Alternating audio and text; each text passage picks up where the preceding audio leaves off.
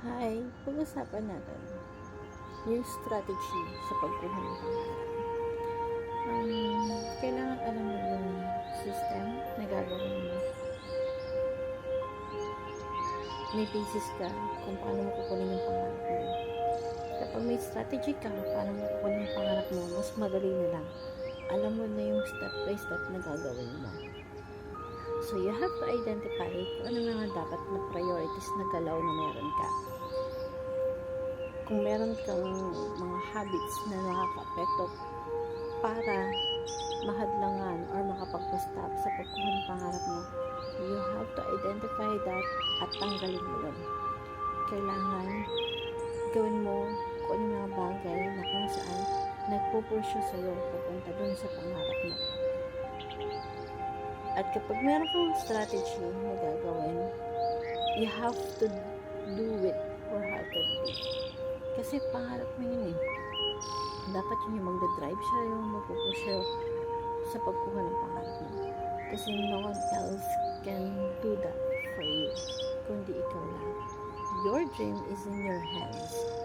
So, yung pagkuha ng pangarap, ikaw lang. Nasa iyo lang yan.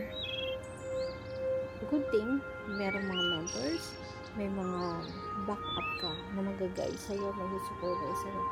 But, at the end of the day, everything is all about how you take action to your goals, to your dreams.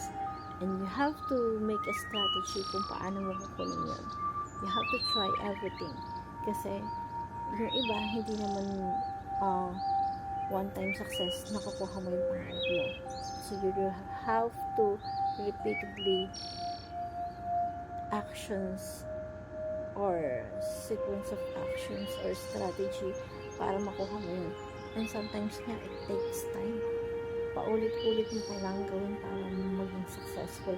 Kasi sa bawat ginagawa mo, meron kang failures na makukuha. At yung failures na yun, dapat yung learnings para sa'yo. Kasi, lagi kang may natutunan sa bawat ginagawa mo. And, lagi mo lang tatandaan, lagi mo lang alamin ano yung priority mo dapat. At kung meron kang bagay na ginagawa na out to your goal, out to your dreams, you have to redirect yourself papunta dun sa dreams mo na kailangan you have to be mindful na ito bang ginagawa ko papunta sa dream ko, ito bang ginagawa ko papunta dun sa goal ko. If it is not, just take out yourself on that situation